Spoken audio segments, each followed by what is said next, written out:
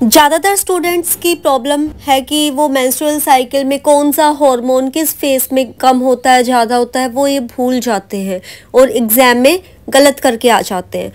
तो आज इस वीडियो में मैं आपको बहुत इजी ट्रिक्स बताने वाली हूँ, निमोनिक्स ऐसे बताने वाली हूँ जिससे कि आपको ये टॉपिक बिल्कुल क्लियर हो जाएगा और हमेशा हमेशा के लिए ये टॉपिक अभी वीडियो देखते देखते साथ के साथ याद हो जाएगा। तो चलिए स्टार्ट करते हैं आज का topic, menstrual cycle. Hello everyone, welcome back to my channel nursing officer study. Let's start the topic now. और फ्रेंड्स, हम इसमें बिल्कुल मेन चीज़ें पढ़ेंगे।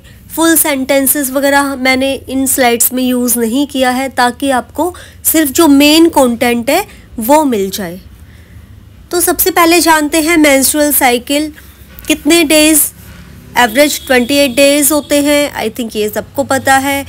And cyclical change in ovaries plus uterus under the influence of hormones. Hormones की वजह से, hormones के इन्फ्लुएंस की वजह से ओवरीज और यूट्रस में साइक्लिकल चेंजेस होते हैं। साइक्लिकल क्यों लिखा है? क्योंकि ये एक साइकिल है ना, इस टर्म में ही साइकिल वर्ड जुड़ा हुआ है, मेंस्ट्रुअल साइकिल। ये एक साइकिल है, आप सभी को पता है, मंथली रिपीट होती है और एवरेज 28 डेज है, प्लस और माइनस 2 डेज इसमें हम लेकर चलते हैं। और जिन हॉर्मोन्स की वजह से ये साइक्लिकल चेंजेस होते हैं वो अभी हम आगे जानेंगे इस वीडियो में। एंड अब जानते हैं इसका एम क्या है। It prepares the uterus for possible pregnancy. चलिए अब जानते हैं general overview. Normal cycle 28 days, ये मैंने आपको पहले ही बता दिया, प्लस माइनस 2 डेज इसमें होता है।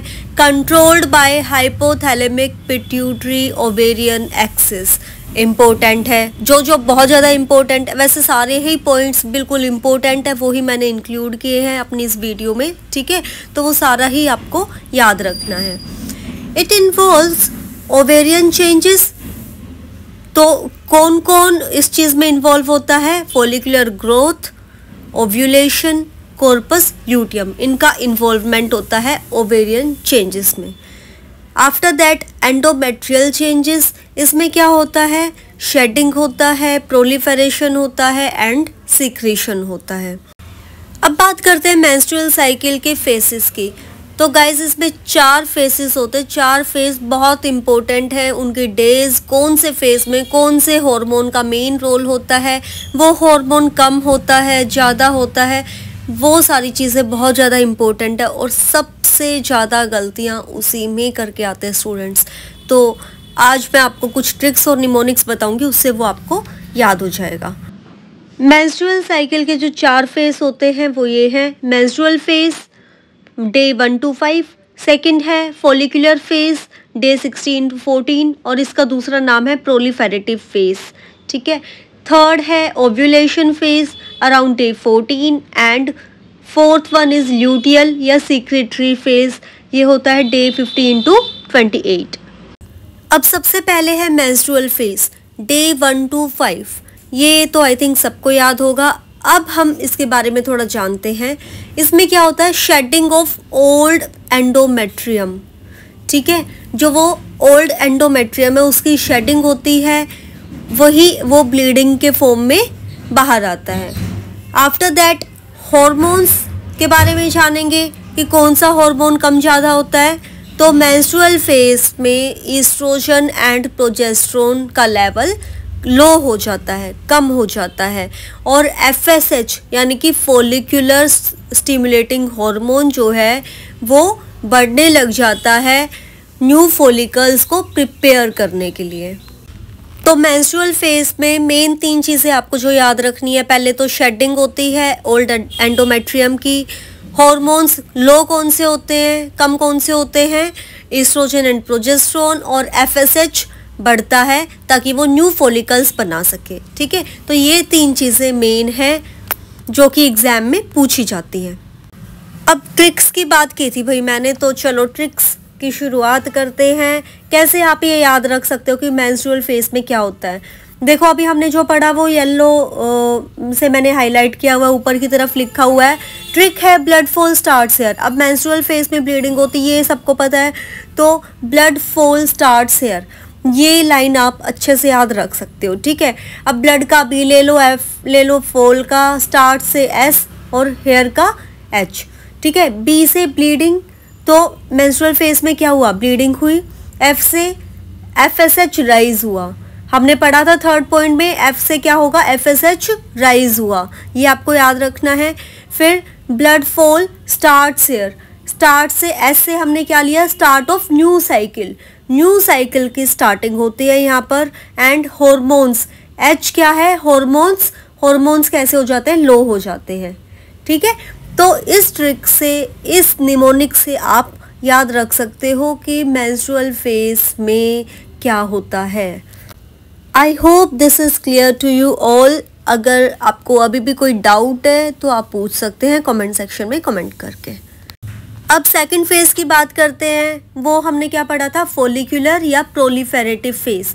ये होता है फ्रॉम डे 6 टू डे 14, ठीक है, या फिर 13 भी लिख सकते हैं, क्योंकि 14 पर हमने अगला फेज पढ़ा था, वो अभी हम आगे कवर करेंगे। तो इसमें क्या होता है, under the influence of FSH follicles की ग्रोथ होती है। हमने फर्स्ट फेज में पढ़ा था एफएसएच काम करता है, क्या काम करता है, न्यू फॉलिकल्स प्रिपेयर करने में हेल्प करता है, ठीक है। तो उसकी वजह से यहाँ पे क्या हुआ, फॉलिकल्स की ग्रोथ हुई, इसीलिए इसका नाम फॉलिकुलर फेज रख दिया। अब ये चीज़ तो देखो, एक ट्रिक यहीं पे मिल गई है, फॉलिकुलर है यानी कि फॉलिकल्स बन रहे हैं, फॉलिकल्स की ग्रोथ हो रही है यहाँ पे, तो ये आप यहाँ से याद रख सकते हैं। अब हॉर्मोन्स की बात करते हैं। ईस्ट्रोजन का लेवल इसमें बढ़ जाता है एंड एंडोमेट्रियम थिकन्स, ईस्ट्रोजन का लेवल बढ़ता है और एंडोमेट्रियम जो है थिक होने लगती है। And LH surge on day 14, जिसकी वजह से क्या होता है, ओव्यूलेशन। बहुत सिंपल टर्म्स, बहुत इजी लैंग्वेज में लिखा हुआ है। और चलिए अब जानते हैं कि आप ट्रिक क्या अपनाएंगे इसको याद रखने के लिए। जैसे देखो, हमने फर्स्ट फेज में पढ़ा था कि हमने जो निमोनिक बनाई थी वो ब्लीडिंग से स्टार्ट की थी, वो ट्रिक जो बनाई थी। यहाँ पे हमने फील निमोनिक रखा है, एफ से फॉलिकुलर, फॉलिकुलर वाले में एफ से ही हमने निमोनिक शुरू किया है, फील, ठीक है। तो ये आपको याद रखना है। अब इसमें FEEL से क्या होता है, देखो, FSH ग्रोज फॉलिकल, FSH की हेल्प से क्या हुआ, फॉलिकल्स ग्रोथ हुई, फॉलिकल्स की ग्रोथ हुई।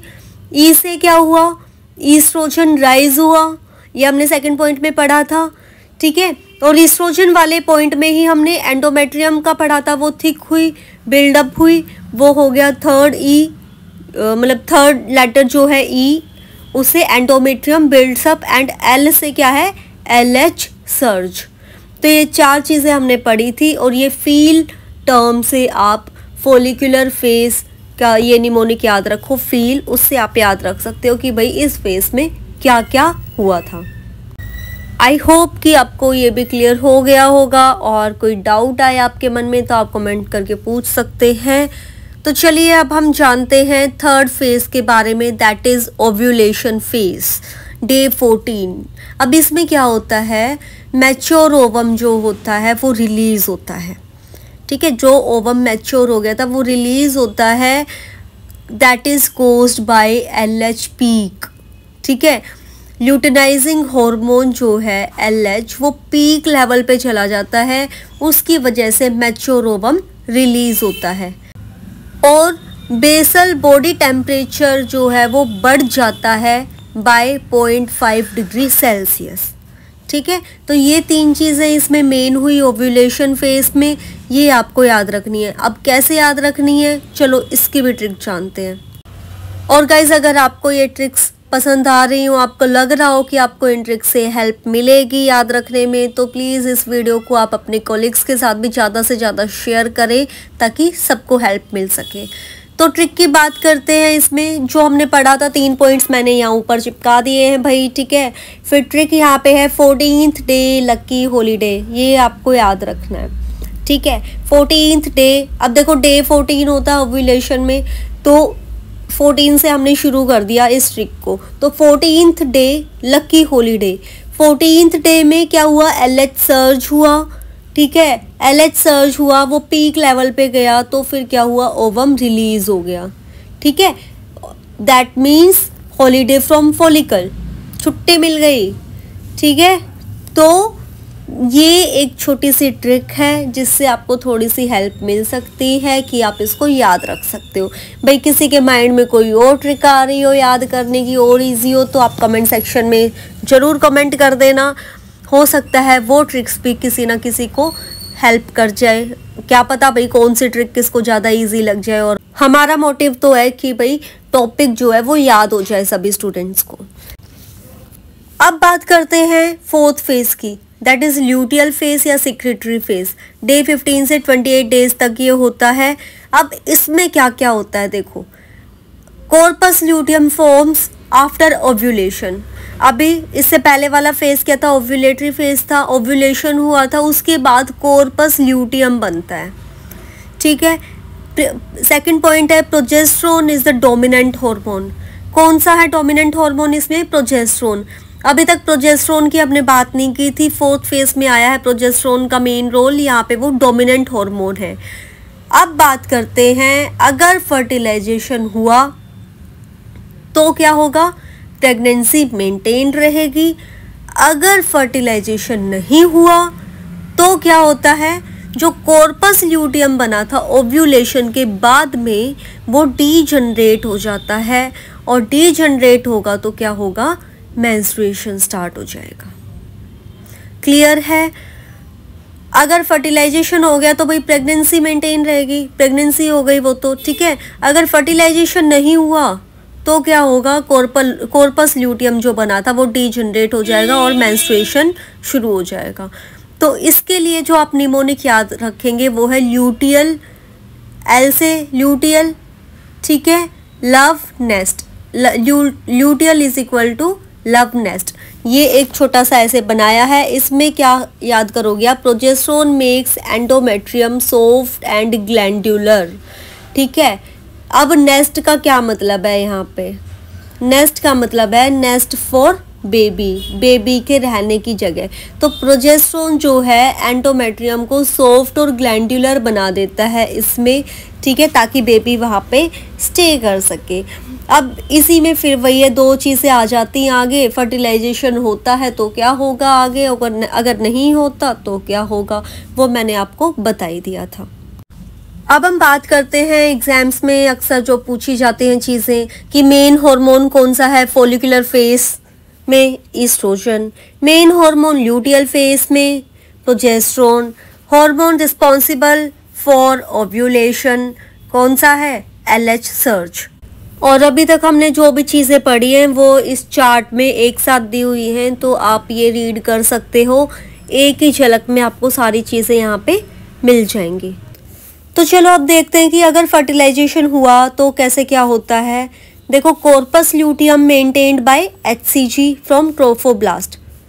ट्रोफोब्लास्ट की हेल्प से जो HCG है वो क्या करता है, कॉर्पस ल्यूटियम को मेंटेन रखता है, ठीक है। और progesterone continues and it leads to pregnancy maintained. Progesterone का जो रोल है वो अपना कंटिन्यू रखेगा और प्रेगनेंसी मेंटेन रहेगी। अब बात करते हैं अगर फर्टिलाइजेशन नहीं होता है तो क्या होता है, कॉर्पस ल्यूटियम यहाँ पे मेंटेन्ड नहीं रहती, वो डीजनरेट हो जाती है, कॉर्पस एल्बिकन्स बोलते हैं उसको, और इसमें प्रोजेस्टेरोन का लेवल कम हो जाता है और endometrium shades and next menstruation starts. Progesterone का लेवल कम हुआ तो भी वो एंडोमेट्रियम जो थी वो उसकी शेडिंग होती है, और शेडिंग होती है तो क्या होता है, ब्लीडिंग होती है, यानी कि नेक्स्ट मेंस्ट्रुएशन स्टार्ट हो जाता है। अब कुछ और इम्पोर्टेंट एग्जाम की पॉइंट्स जान लेते हैं। देखो, main hormone of follicular phase estrogen, main hormone of luteal phase progesterone. Ovulation phase में क्या होता है, ovulation cause LH surge. Cycle length कितनी होती है, 28 डेज की, नॉर्मल 21 to 35 डेज। और अगर हम वैसे ऑन एवरेज बात करें 28 डेज तो है फिक्स, लेकिन ±2 डेज हम लेके चलते हैं। ओवम वाइबल है 12 to 24 आवर्स के लिए, और स्पर्म वाइबल है 48 to 72 आवर्स के लिए। और फर्टाइल पीरियड जो होता है 3 days before +1 day after ovulation. तो ये सारे बहुत ही ज़्यादा इम्पोर्टेंट पॉइंट्स हैं, ज़रूर ज़रूर ज़रूर ज़रूर अपने दिमाग में बिल्कुल छाप लेना, बिल्कुल चिपका लो इनको फेविकोल से, फेविक्विक से, ठीक है। ये इम्पोर्टेंट पॉइंट्स दिमाग से निकलने नहीं चाहिए बिल्कुल भी। और अभी तक भाई हमने जितना भी पढ़ा कुछ उन सब चीज़ों को कंबाइन करके एक निमोनिक चार्ट मैंने बनाया है, हम यहाँ पे एक समराइज किया है। तो चलो इसको भी देख लेते हैं। 4 फेसेस पढ़े, स्टार्टिंग वाला लेटर लिया है MFOL, याद रखना। M 1 to 5 days, second phase था 6 to 14, थर्ड फेज था 14th day. L fourth phase जो था वो 15 to 28 डेज वाला, ठीक है। फर्स्ट वाले में हमने पढ़ा था ब्लड फॉल, इसमें एस्ट्रोजन प्रोजेस्टेरोन कम होता है। सेकंड फेज में हमने पढ़ा था फील, ठीक है, उसमें क्या क्या होता है वो लिखा है। थर्ड फेज हमने पढ़ा डे 14th वाला, जिसमें लक्की हॉलीडे पढ़ा था, उसमें क्या होता है वो लिखा है। और फोर्थ फेज हमने पढ़ा, उसमें हमने लव नेस्ट पढ़ा था, उसमें हमने क्या देखा, क्या क्या होता है वो सारी चीज़ें एक समरी यहाँ पे आपको दी गई है। अभी तक जो है 10-15 मिनट की वीडियो में जो कुछ भी बताया है वो सारा आपको इस चार्ट में बताया है, ठीक है, कि वो क्या क्या ट्रिक्स हमने कौन से फेस में यूज़ की थी। तो फ्रेंड्स आज की वीडियो में बस इतना ही। आई होप कि आपको ये टॉपिक इजी लगा होगा अब, और आई होप कि आपको ये याद भी हो गया होगा साथ के साथ में। और अगर एक बारी में अभी याद नहीं भी हुआ है, आप एक बार और बस ये वीडियो देख लेंगे, रिपीट करके एक बार और देख लेना, आपको ये टॉपिक डेफिनेटली याद हो जाएगा और आप इसको बिल्कुल भी नहीं भूलने वाले हो एक बार और रिवीजन के बाद। ये मेरा पक्का वादा है, ठीक है। तो और हाँ, अपने जितने भी फ्रेंड्स कोलिग्स हैं, नर्सिंग स्टूडेंट्स हैं, या फिर कोई नर्सिंग जॉब, गवर्नमेंट जॉब की तैयारी कर रहे हैं, या फिर वो कोई नर्सिंग कर भी रहे हैं, ANM GNM BSc नर्सिंग जो भी, सभी के साथ आप ये वीडियो ज़रूर शेयर करें ताकि सब तक ये इजी ट्रिक्स एंड निमोनिक्स पहुंच जाएं, सबको हेल्प मिले। और अगर वीडियो पसंद आई हो तो please do like, comment, share and subscribe to my channel. Bell icon भी प्रेस कर लेना ताकि आपको आने वाली वीडियोस का नोटिफिकेशन मिलता रहे। ऐसे ही इम्पोर्टेंट टॉपिक्स मैं आप लोगों के साथ शेयर करती रहूँगी, इजी ट्रिक्स एंड निमोनिक्स के साथ। जो बार बार क्वेश्चंस पूछे जाते हैं वो सारी चीज़ें भी आपको बताती रहूँगी, जैसे अभी तक वीडियोस में बताया है। तो इस चैनल से जुड़े रहिए, चैनल सब्सक्राइब ज़रूर कर लेना। और फिर मिलते हैं हम आपसे नेक्स्ट वीडियो में एक और बढ़िया से टॉपिक के साथ। तब तक के लिए bye bye everyone, take care and all the best.